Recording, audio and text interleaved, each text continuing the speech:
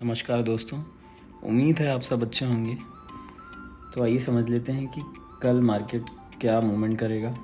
तो आप देखोगे कि मार्केट में जो रिट्रेसमेंट आया उसकी वजह से यहाँ पे बायर्स भी हैं और ऊपर सेलर्स भी हैं। तो अभी हमें ये समझना ज़रूरी है कि कल हमारा क्या प्लान रहेगा। तो अगर कल गैप डाउन होता है तो इन बायर्स को मार्केट ऑलरेडी ट्रैप कर चुका होगा। तो उस केस में हम कहीं ना कहीं सेलिंग साइड के सेटअप को आइडेंटिफाई करेंगे।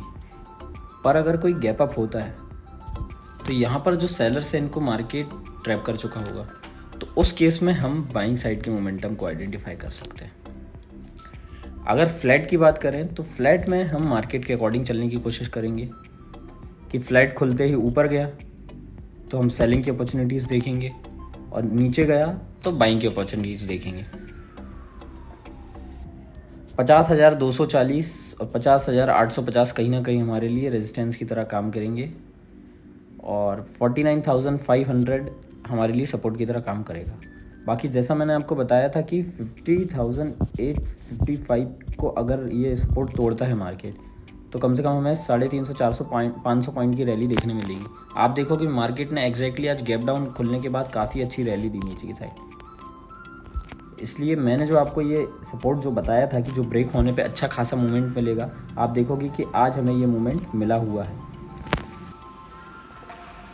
तो आइए बात कर लेते हैं फिन निफ्टी की। कल इसकी एक्सपायरी है तो इसको देखोगे कि आप इसने भी अच्छा खासा आज हमें बेयरिश मूव दिखाया है क्योंकि ये बैंक निफ्टी के थ्रू चलता है। तो इसमें भी बैंक निफ्टी के ही तरह हमें मूव देखने को मिला है। अच्छी खासी हमें गिरावट देखने को मिली पर उसके बाद लास्ट में कहीं ना कहीं रिट्रेसमेंट देखने को मिला।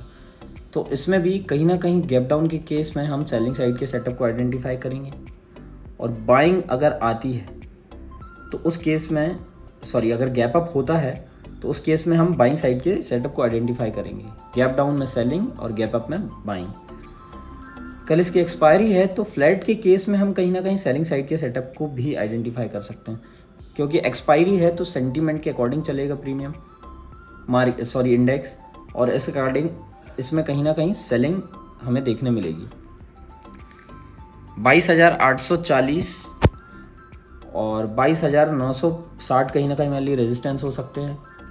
22,650 हमारे लिए सपोर्ट की तरह काम करेगा।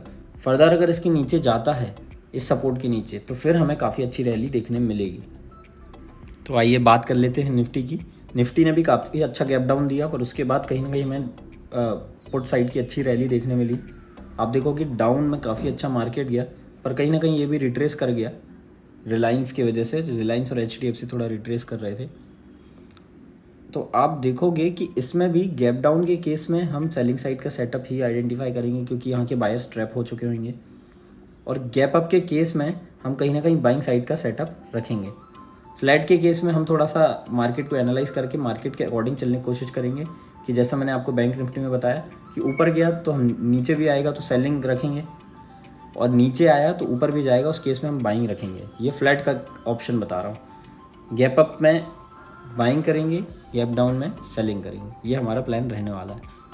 बाकी 24,280 हमारे लिए रेजिस्टेंस की तरह काम करेगा और दूसरा जो रेजिस्टेंस रहेगा आज के जो हाई के पास है 24,360 कहीं ना कहीं दूसरा रेजिस्टेंस होगा।